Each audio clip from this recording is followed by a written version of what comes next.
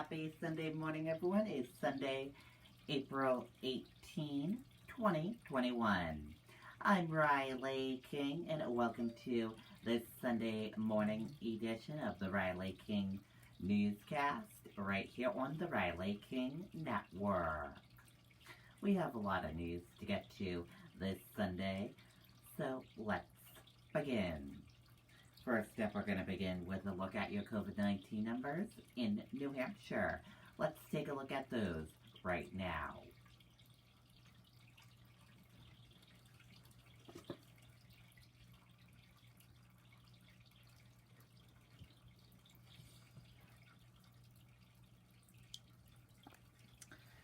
And here is a look at those COVID-19 numbers for all of you in New Hampshire. There are 91,279 number of people in New Hampshire tested positive for COVID-19. There are 1,266 number of deaths from COVID-19 in New Hampshire. There are 127 current number of hospitalizations for COVID-19 in New Hampshire. And that is a look at your COVID-19 numbers in New Hampshire.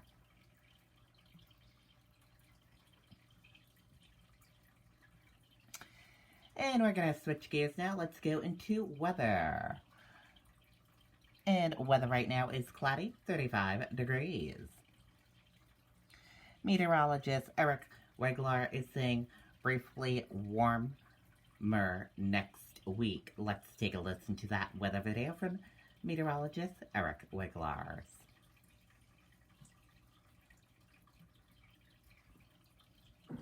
The past year has tested the toughness of every last one of us.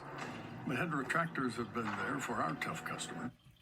Thanks for clicking on to WMUR.com. I'm meteorologist Eric Weglars. As expected, a bit of an overcast day outside. Not a whole lot of sun to really speak of here. A bit of a showery day, too, depending where you were. Temperatures range from the lower, if not the middle and upper 40s. And you'll notice here on satellite and radar, most of us are plagued with clouds. There are a few spots, especially across western New Hampshire, that have seen a little bit of sun throughout the day, but you see that there's still a bit of a showery mess as this area of low pressure continues to depart towards our east. And still just a lot of clouds, and that low isn't really moving all that fast. So we are expecting a great finish to the weekend. A bit of a warm-up early next week. We'll be back into the 60s for a few days, but there's more soaking rain on Wednesday, and the long-term pattern is not really enjoyable. We'll talk about that in just a moment. So this is, as we go through the evening hours, a lot of the showery activity will come to a close. It's a mainly overcast night as we go into first thing Sunday morning. And as we saw with this morning, a few stray showers are expected here and there to start things off on Sunday. That'll continue through the afternoon.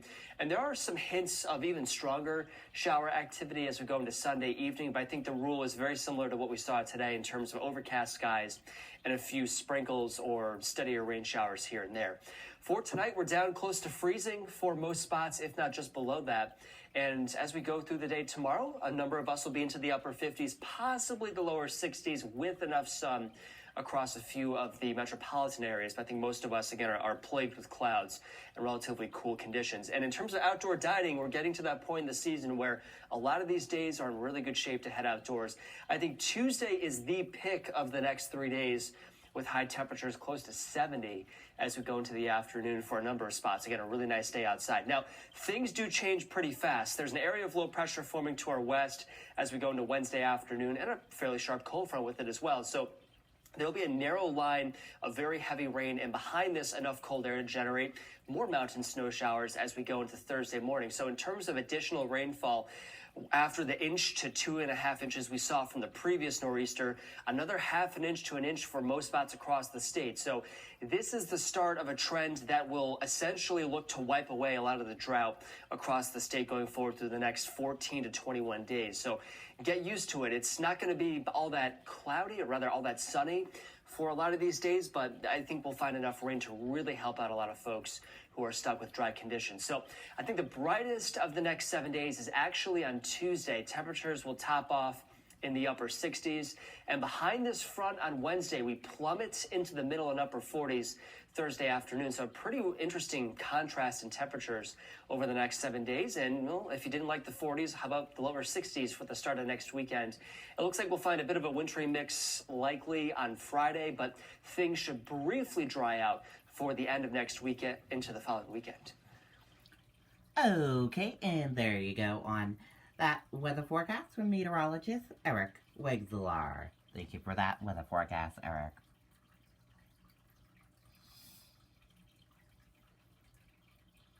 Manchester man connected to social media threat under University of Maine police investigation. Let's take a listen to that video from WMUR News 9. For the easy and the complex, the small stuff and the big, we're here with the affordable local loans, easy to manage accounts, and financial advice to help you blaze a trail, figure stuff out, and make your money go farther. We're Granite State Credit Union. Live bold. Breaking news at 10 tonight, the University of Maine Police Department in Orono is investigating a social media threat and looking for a New Hampshire man in connection to it. The department sent out an alert asking the public for help in locating 20-year-old Afshin Zarikian of Manchester. Zarikian is described as 5'9", 150 pounds, with brown hair and eyes and a dark complexion. They say he is driving a green BMW with New Hampshire plate RICCH. If you know his whereabouts, you are asked to call University of Maine Police. Okay, and there you go on that video and that report.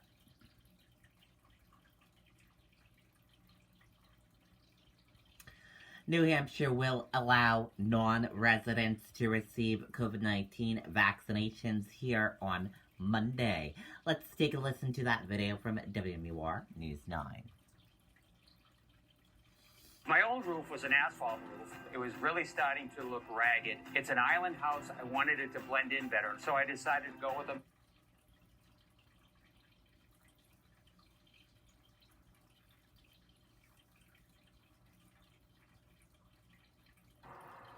Governor Sununu says there is plenty of room for everyone, but he encourages Granite Staters to make their appointments now before the doors open to non-residents. New Hampshire continues its push to get as many people vaccinated as possible. Currently, more than 600,000 people have received their first dose, right around 45% of the population. More than 300,000 are fully vaccinated. That's roughly 23%. And now the state is gearing up to help its neighbors. Starting Monday, people ages 16 and older, no matter where they live, can register for a COVID-19 vaccine in New Hampshire. We're going to open that up to everybody. I think we're still one of the first states in the country to actually do that as well. So we're just leading the charge. During his COVID-19 briefing on Thursday, the governor said the state has enough appointments available to accommodate more people.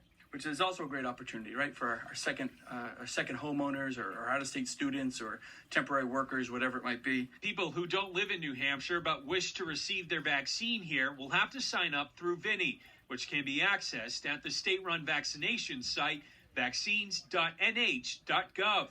There are more than 100,000 appointments available in Vinny. Although that's enough to accommodate more people, the state says New Hampshire residents should either sign up or move their appointments up to an earlier date before registration opens to non-residents. We just want to make sure that everyone in New Hampshire has kind of that first shot to get a shot. And so if you are a New Hampshire resident and you're hoping to either book an appointment or move a scheduled appointment up, you can do so by visiting vaccines.nh.gov. Reporting in Manchester, I'm Tim Callery, WMUR News 9. Okay, and there you go on that video and that report.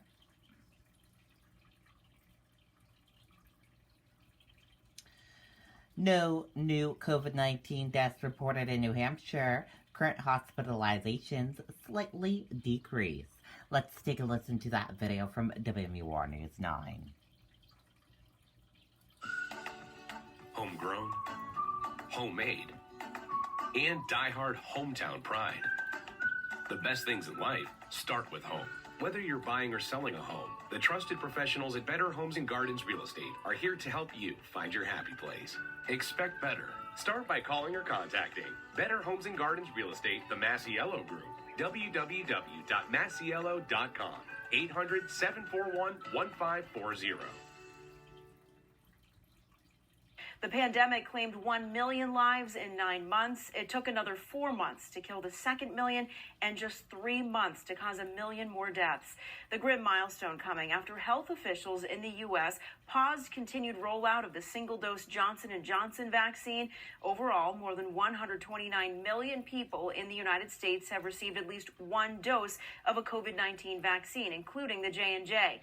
Nearly 25% of the population has now been fully vaccinated. More than 91,000 cases of COVID-19 have been confirmed in our state, and new cases have topped more than 300 for the 12th day in a row now. 95% of all patients diagnosed with the virus have recovered.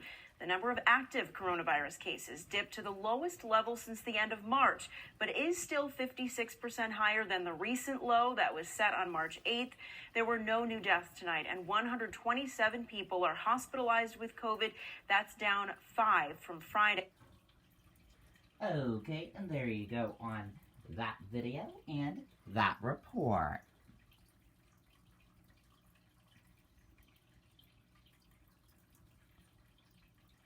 COVID-19 vaccine clinic held for eligible New Hampshire high school students. Let's take a listen to that video from WMUR News 9. For the easy and the complex, the small step and the big, we're here with the affordable local loans, easy to manage accounts, and financial advice to help you blaze a trail, figure stuff out, and make your money go farther. We're Granite State Credit Union. Live bold. Here at Oyster River High School in Durham, any New Hampshire high school student between the age of 16 and 21 can get the COVID-19 vaccine. They have thousands of doses available. The more vaccinated the community is, the safer it is. Stratford County's emergency preparedness manager says they're having success with large-scale vaccination clinics. We tested models on the teachers and we realized that we can handle the large clinics. So Stratford County has really been pushing these large clinics. This morning, Mary Kerr says they vaccinated 260 people in 90 minutes, making it one of their fastest efforts. We really thought this was the most time-efficient way of protecting students before they got back into school. Kerr says they have 3,000 doses of the Pfizer vaccine, and they expect to vaccinate around 2,000 students this weekend. They opened up the clinic to all New Hampshire high school students between the age of 16 to 21. The students simply needed to have an ID showing they were at least 16 and be with a parent or guardian or have a consent form. As long as you're a high school student and you show up, we will get you vaccinated. Whether they can do that again during Sunday's clinic at Rochester Middle School will depend on how many students are vaccinated Saturday. Kerr says around 60 to 70% of eligible students in the Stratford County area are interested in getting the vaccine. There's a lot of people who are kind of on the fence about it too. We're big into education and how an mRNA vaccine works. Stratford County's emergency preparedness manager says any extra doses after this weekend will go to UNH to help vaccinate their students. In Durham, Jessica Moran, WMUR News 9. Okay, and there you go on that video and that report.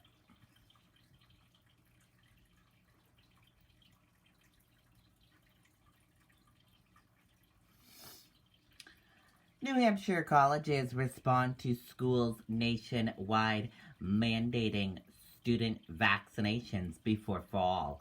Let's take a listen to that video from WMUR News 9.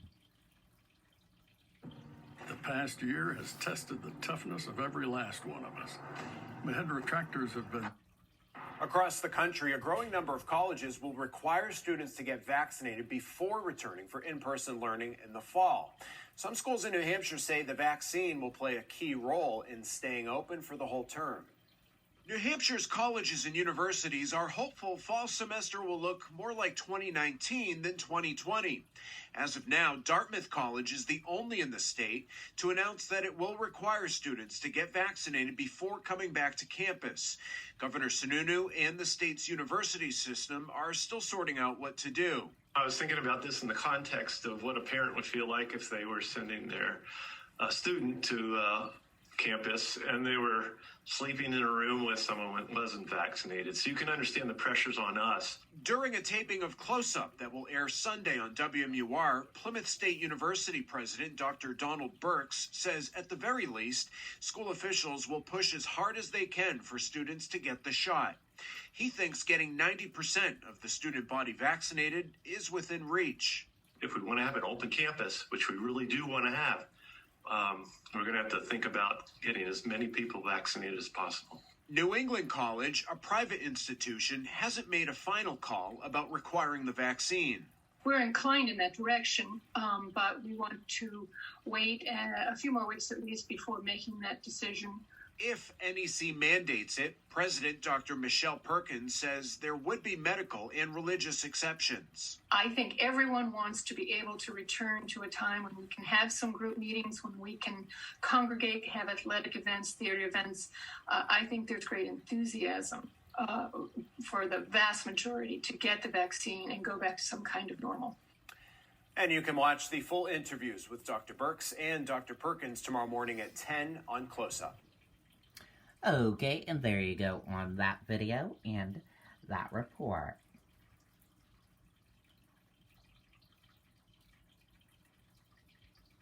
COVID-19 variant cases increase statewide and nationwide. Let's take a listen to that video from WMUR News 9. Tractor has been in our family since 1955, when great-grandfather Pearlie and our grandfather George decided to sell tractors out of their... Variants can spread faster, leading to more cases. They are being monitored here in New Hampshire as we learn more funds are being sent to help track them. The White House announced $1.7 billion to track COVID-19 variants. To bolster the ability of the CDC and state and local public health departments to monitor, track, and defeat emerging threats. New Hampshire is reporting variants found in patients here. 259 cases of the B117 variant Friday, up from 207 cases Thursday. This variant, first found in the UK, is the most dominant in the US. 2 variants identified in California account for 10 cases now, up from 6 the day before. And there are 15 cases of P1, first identified in travelers from Brazil, up from 8 cases Thursday. The governor says the state is doing some variant testing. Not everyone who gets a test for COVID is tested for a variant, but they do testing throughout kind of a spectrum of the positive cases that do come in to see which ones have variants. Wentworth Douglas Hospital in Dover went from 1 to 16 COVID patients in the past month. Infectious disease specialist Dr. John Mendoza says many factors can lead to the spike, including relaxed safety measures and variants. The variants play a role in there because the variants, based on the studies that we have, it could be spread easier and can lead to the uptick of cases. If there's an uptick of cases, then you have to be more vigilant with your social distancing, with your hand hygiene, and with your mask wearing. And the doctor says even if you're vaccinated, follow those safety measures to help slow the spread. In Manchester, Jean Mackin, WMUR News 9.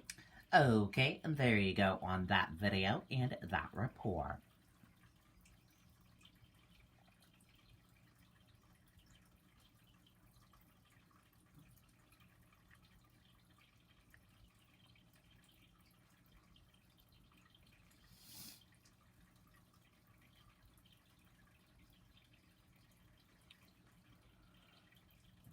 Suspect charged in 2019 deadly hit and run.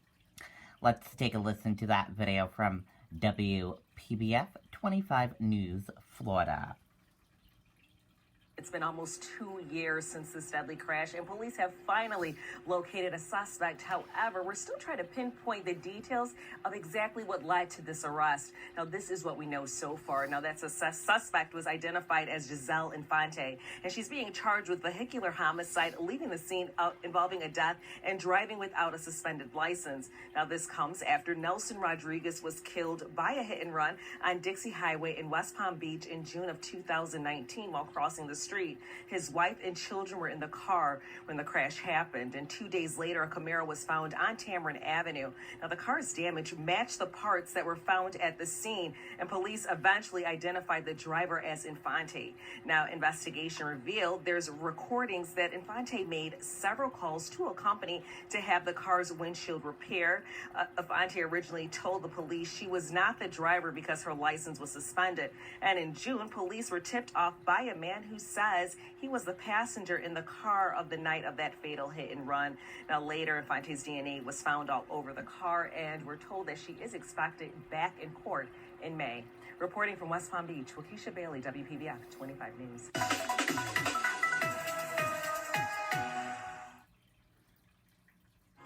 From discovery to delivery, our commitment drives us to bring in.